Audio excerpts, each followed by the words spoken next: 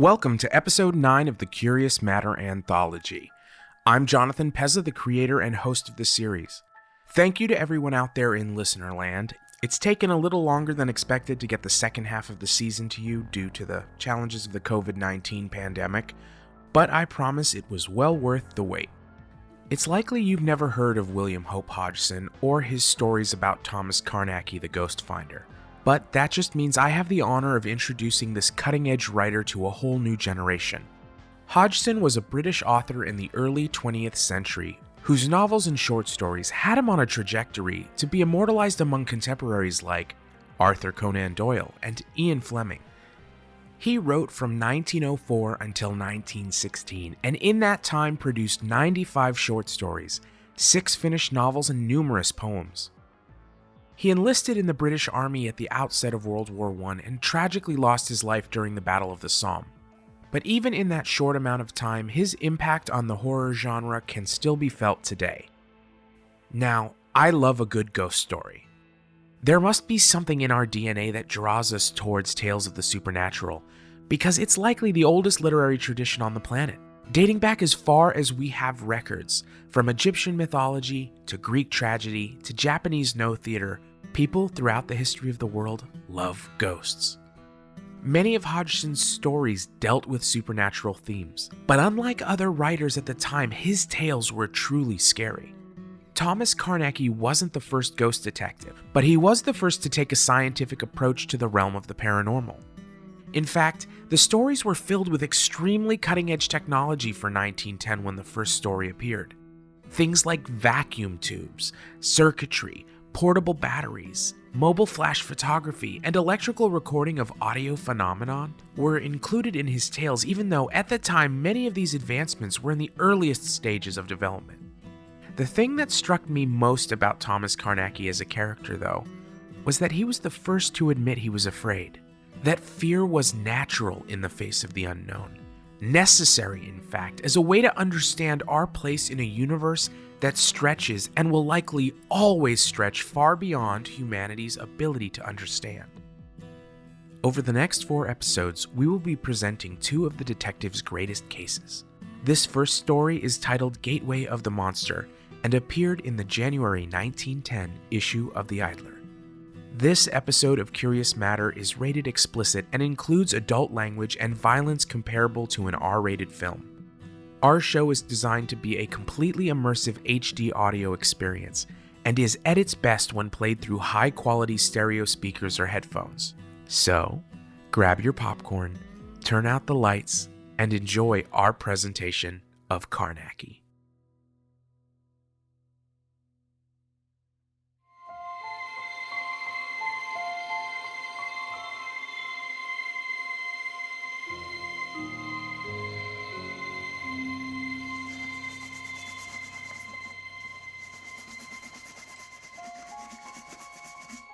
Well, now that looks about right as rain. A bit of polish always does the trick. Fine work if I do say so myself. Ah, Emma. How are things coming along? Oh, almost done, Mr. Wilsby, sir. I'll accept the locked room at the end. That's quite all right. I handle that particular room myself. That's the room with the reputation, is it? We don't discuss it in this house, and I'll thank you as the newest addition to the staff to do the same. Oh, sounds quite scandalous. But mum's the word. What would a great big house like this be without a few secrets? Yes, sir. That's enough for today, I think. Finish what you were working on and then head home for the evening. I'll see you in the morning. I'll just grab my cleaning basket, give it a last once over before I head down. Good night, Mr. Wilsby. Now, where did I leave my basket? I swear I'd misplace my own hands if they weren't screwed on.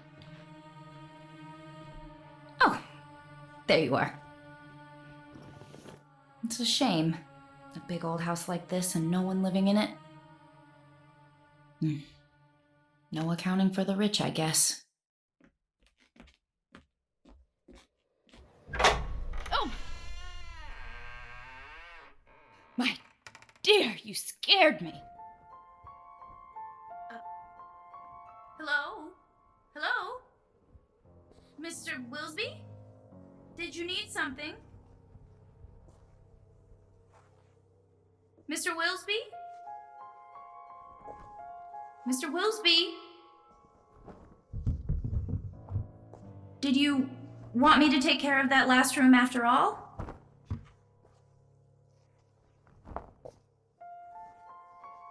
Well, he wouldn't have unlocked it if he didn't want me giving it at least a touch-up. I don't know what all the fuss was about. Room could use a modern touch is all. The only thing scandalous is these bedclothes. Thrown about all willy-nilly. Let's make you up neat and pretty.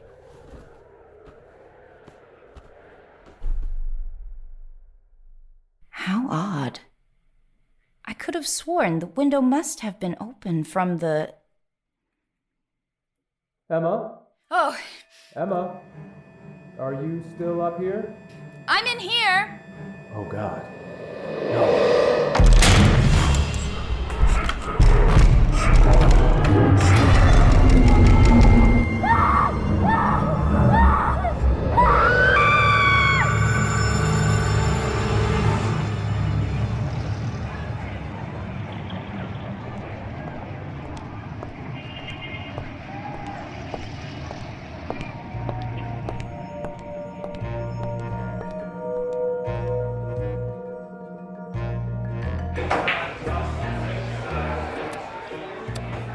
Excuse me, sir. Wow, that is a most wonderfully odorous cigar. What can I get you? I'm actually looking for someone, but I'm afraid I'm not quite sure what the fella looks like. I was told I'd likely find a Mr. Thomas Carnacki here on most afternoons. Yeah, he's here. In the billiards room, fleecing some poor sucker. Look for the limey with the mustache and the scar. Can't miss him. Well, thank you. It's nice to know there are a few gentlemen left. Anytime, Toots.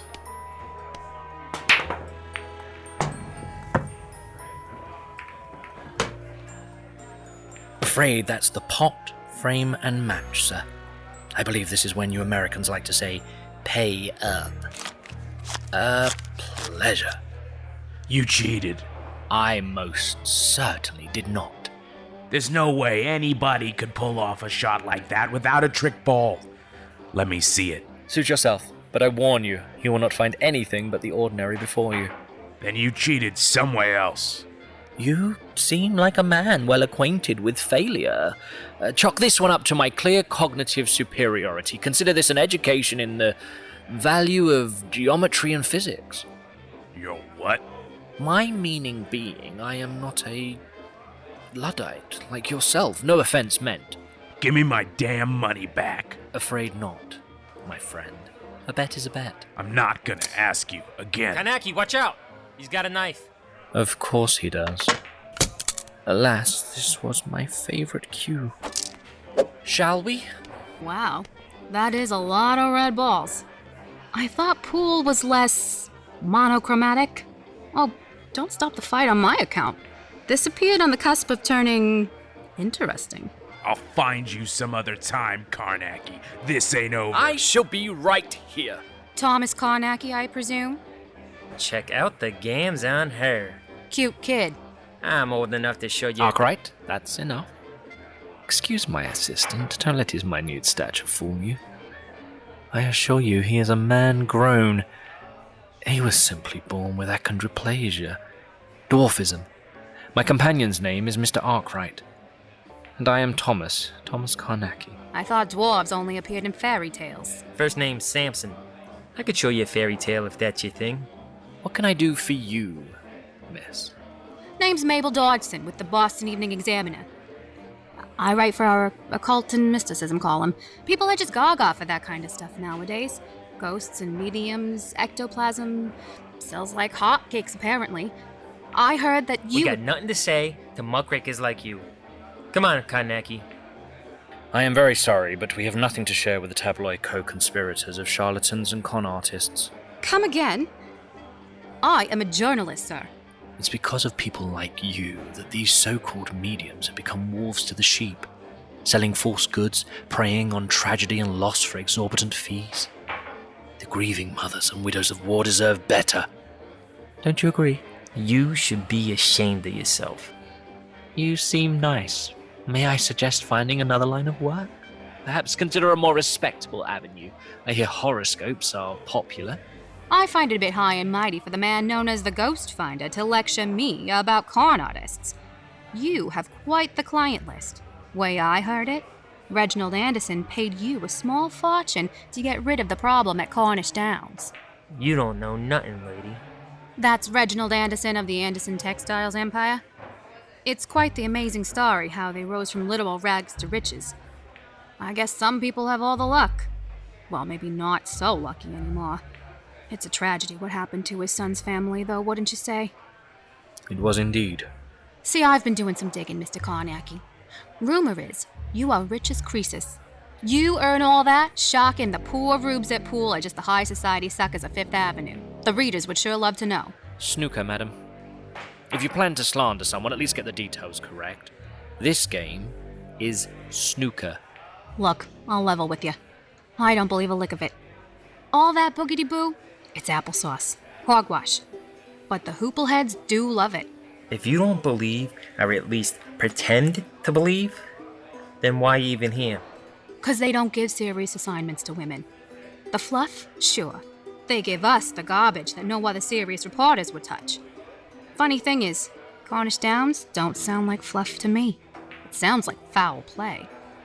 From my research, I count 3 dead of strange circumstances, and a maid so traumatized that she is now a permanent resident of Butler Asylum. I don't know what really went on in that house, Mr. Carnacki, but I can tell you this. It ain't some ghost or goblin that did that, and I mean to get to the bottom of it. And you are quite sure Sure of what? that the events at Cornish Downs were not preternatural in nature? Come on. A ghost killed 3 people and drove another as mad as a hatter? Ghosts don't kill people, Mr. Carnacki. People kill people. You don't know how true you are. 9 times out of 10. And the 10th time. Just because you do not understand something and ascribe it to the realm of folklore does not mean that there is not enough room in the natural orders for the abhuman and monstrous. Well, Mr. Carnacki, prove me wrong. What are you doing, Carnacki? Maybe she's right. Perhaps it's time people know the truth. May I suggest we tuck in somewhere a bit more comfortable? Can't rush a good tale, you know.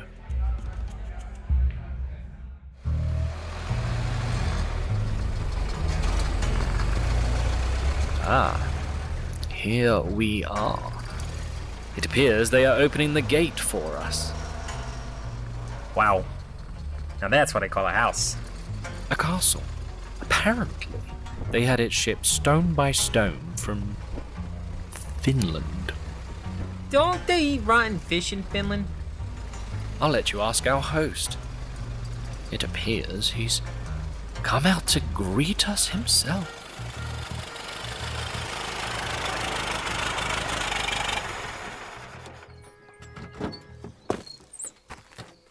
Thomas Carnacki.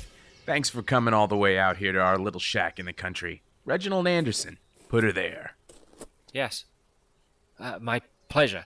Beautiful house you have here. Took a lot to bring her all the way out here. Thought it was worth every penny at the time. Who doesn't want to live in a castle? She was originally called Norden Ringus. Njord's ring. Njord is the Scandinavian god of luck, if I'm not mistaken. Thought its Finnish name was a little too foreign sounding for the wasps, if you get my drift. Took me 10 years to get rid of the accent. Hence Cornish Downs. Do they eat rotten fish in Finland? Arkwright. Please see to the luggage and equipment. Peter, come help the, My assistant. Please help Mr. Carnacki's assistant unload their things. Right away, sir. I've had dinner laid out, if you don't mind eating early. We've been forced to reduce staff we allow to stay on the premises after, well, I myself will be catching the train back to the city after supper. Ah, I see.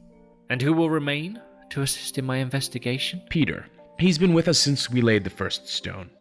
No one knows the house better. Under these circumstances, I prefer to get started at once.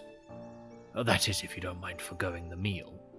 I can always eat on the train, but I warn you, I must leave before sunset. Train schedules, I'm sure you understand. Peter is more than willing to help you with anything that you may need. I know this may be hard, but you may have essential information to my understanding the nature of these goings-on under your roof, sir. I'll not stay a moment after sundown. Then, by all means, lead on.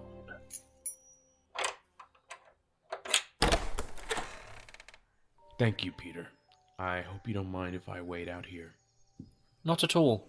Mr. Arkwright, if you would, measurements, please. On it, boss. So this is the room where... This is where we found Robert, his wife, and my grandson. 2 years ago. Yes, 1920. It was the 4th of July weekend. And you found them? Peter did. I couldn't bring myself. I didn't want to see them in that state. Yes, of course. You're doing just fine, sir. I know this isn't easy. Peter, would you mind so much describing how you found them? What do you mean, sir? The positions and state of the bodies 2 years ago when you found them. If you would. The police came and investigated. I'm not sure what this has to do with... I assure you, the information may be important. Go ahead, Peter. Well, I found the boy first. He was stark in the middle of the room, face down. He was the first one I saw. I instantly knew something was horribly wrong. I turned him over, and there were claw-like bruises on his tiny... I can't. That's okay. I think I understand. Let us move on. The mother. The missus was on the bed. She looked almost like she was sleeping. Only I knew she wasn't, because of Robert. Where was Mr. Anderson's son? Hanging, sir, from the rung of the four-poster. Bedclothes around his neck. I know what you're thinking. It's the same thing I paid the detectives not to report. My son was not capable of that. He was good. Deep down to his core good. He was going to succeed me and run the business. It was all announced. Why would he? Why would... Peter would have died to protect his family. I assure you, sir, I am of an open mind. What else did you see, Peter? Strange thing was... he was missing a finger on his right hand. Blood everywhere, cut clean off. And the bedclothes, you see, they weren't tied in a noose or a knot. It was more like... well, they were coiled like a snake, sir. Wrapped time and again around him like an animal, like a demon of hell, sir. Well, I'll be a monkey's uncle. Excuse me? Sorry to interrupt story time. I've got the measurements. The room is a perfect cube, if you believe it. Equilaterally symmetrical in all 3 dimensions. How is that relevant? It's extremely rare, architecturally speaking. What the hell does that have to do with anything? Spaces can often act as vessels, trapping etheric manifestations within. I'm not saying that is the case here. Far too early to tell the what's what of things, but I prefer to pursue all avenues of possibility. Thank you, Arkwright. I think that's quite enough. Please bring up my Night One trunk and, yes, the camera and flash as well as the tripwire kit. What about the you-know-what? I don't think we're quite at that stage yet, do you?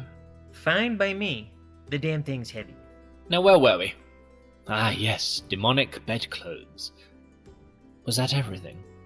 Anything else stand out? Isn't that enough? It is indeed. It's awful, sir. There is not a night that goes by when the evil thing doesn't make its presence known. Doors opening and shutting, even when locked, chill winds, noises like... No one sleeps in the house anymore. And I'm the only one who will even step foot after dark. Where do you sleep? I've taken over the gardener's hut. I am not proud of it, but someone must stay on the grounds. There is no shame in protecting yourself. I noticed a large room at the end of the hall that should serve for Arkwright and I during our investigation. Shouldn't take more than a few nights. You mean to stay in the house? How else am I to root out the culprit? Now what do you say? Let's have us a hunt.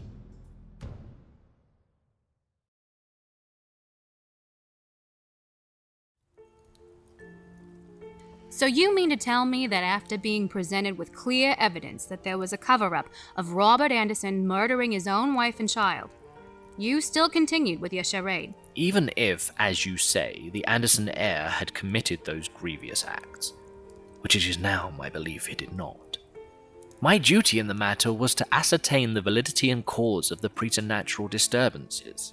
And how exactly does one do that? By using scientific methods. Against ghosts? Preternatural phenomena is not magic. It exists as part of the natural law-governed universe. The exception being, most are simply ignorant to the intricacies and factors involved. Now, if you'll please, let me continue. Oh, by all means. Do go on. The equipment seems to have survived our journey well enough.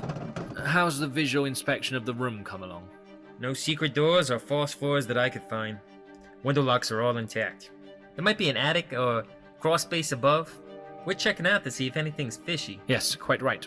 But first, wax seals and ribbons. Tonight will be spent without, so that we may attempt to experience whatever may be happening here as the tenants have. Seals and ribbons? Like on antique letters? Precisely. By affixing wax seals to the doors and windows, we can track the exact movements of the culprit, etheric or not. You've used that word, etheric, before. What exactly does it mean? All in good time. Now, where was I? Oh yes, seals. Arkwright and I placed wax on all the points of egress. Then, using the ribbon, we laid a precise grid on the floor, affixing another seal to the vertices. If anything or anyone entered the room attempted to play us the fool, I would be able to deduce their precise movements by the breakages in our system. That's the last one. What exactly are you doing? Setting the mousetrap, sir. I take it Mr. Anderson has left us? Yes, he is on his way to the station now. Arkwright, the camera and flash should be set up in the hall if you would be so kind. Aim towards the door, I think. You sure you want it outside? Wouldn't inside be more valuable? Peter, the maid. Miss Schultz. Emma. From what I understand, you believe the room lured her in. I do. There's no other answer. And you're quite sure you locked the door before she entered the grey room? I always keep it locked. Yes, Arkwright, outside the door in the hall, if you please. And then I think it's time to tuck in and see what's what. Please, sir. Reconsider sleeping in the house. Oh, I don't sleep. Pretty much ever. I'll let Arkwright get some rest until the hour is upon us, as I keep the watch, as it were. But, sir, I do not believe you understand the danger you are in. I cannot guarantee your safety. There are no guarantees in this life, but we have means of protection at our disposal. And I, for one, never leave my abode without my Webley revolver. You expect me to believe you need guns for ghosts? As I mentioned, most often there are human agendas driving the occurrences. Agendas that do not like to be uncovered, and in which a trusty sidearm is most effective. Do you require anything else before I leave you for the night? Yes. The key to the grey room, if you please. Here you go. Cover the keyhole with a business card and seal it with wax, Mr. Arkwright. I shall set the wire to trigger the camera if the door is opened. You are quite sure there's nothing I can do to persuade you the foolishness of this? I can arrange rooms at the inn just down the road. No, sir. We are quite comfortable. Then I will say good night, and good luck. May God protect you, sirs.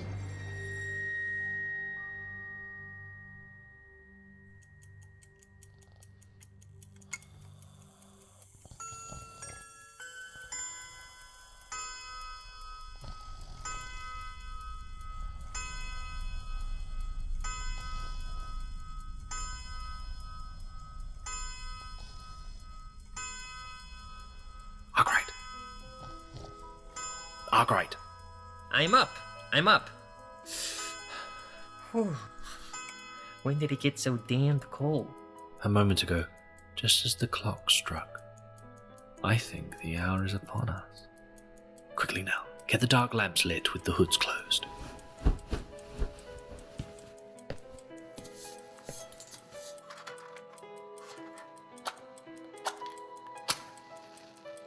I've placed a chair for you at the other end of the hallway. I'd like you to position yourself there if you would, please. There's no time to waste. Open the hood of your lamp only one click, so that I may make out your position from the glow, but no more. What about the fences? It's important we get a full grasp of the what's what in its natural state. What it feels like, tastes like, as it were. The room apparently has a way of drawing victims in. And whatever we do, neither of us must enter the room. I shall act as a safeguard against that for you, and you must do the same for me. Why am I the one that always has to walk down the creepy hallway alone in the dead of night? Benefits of seniority. Fine, but I'm taking Bertha with me. As you see fit. Just try not to shoot me in the dark again. It was only salt shot. Fine, now go.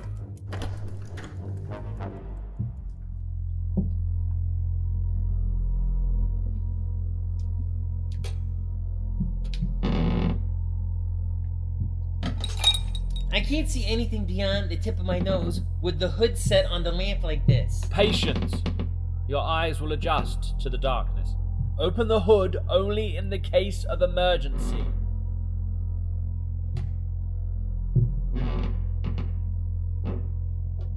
I found the chair. I'm in position. Now we wait.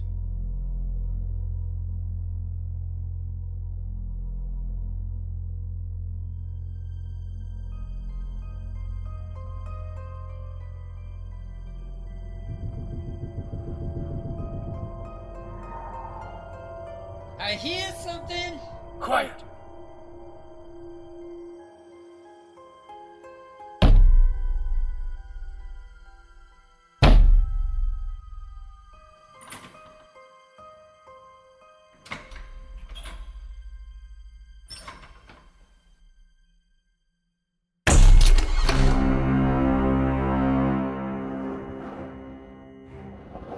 Carnacki, there's something out here.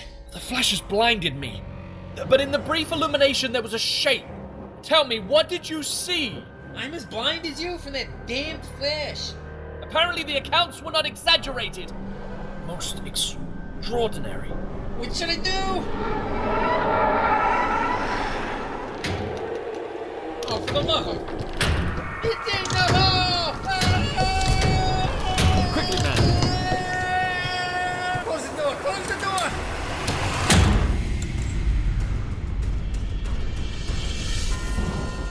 The doors just flew open of their own volition. And you, the both of you grown men, professional whatever you was, just cowered in your boots like schoolgirls? It happens more than you would guess. He seems tough and all. By Jove, just etheric energy. Tut-tut. He's a big fraidy cat. Oh, really? Fear is one of the most important tools when confronting the abhuman. In that doorway, I stood frozen, unable to move.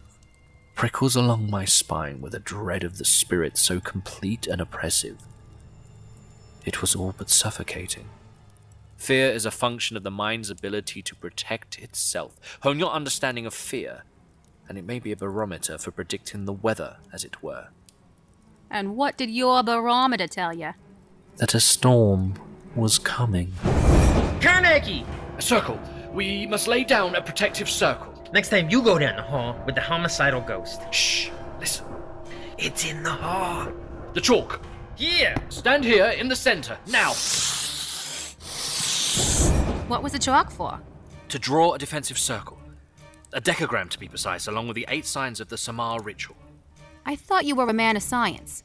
How does this sorta hocus-pocus fit into all this? Things deemed magical occasionally have practical applications. It just means that the practitioners of yesteryear knew the how and not the why, so like all of us, they improvised. There are certain geometries linked to the fabric of the natural world, and these shapes you see are conduits, celestial circuitry. When utilized correctly, they can be effective. Say I believe you. What happened next? Mr. Arkwright and I spent the rest of the night huddled together within the lines of chalk, praying that whatever was outside that door had not the power to cross our hastily drawn defenses. And?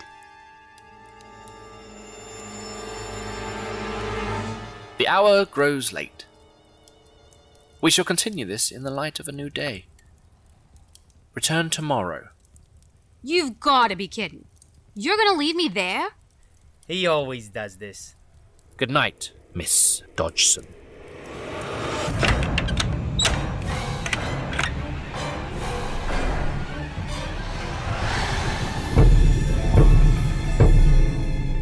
Well, I think the house might be haunted.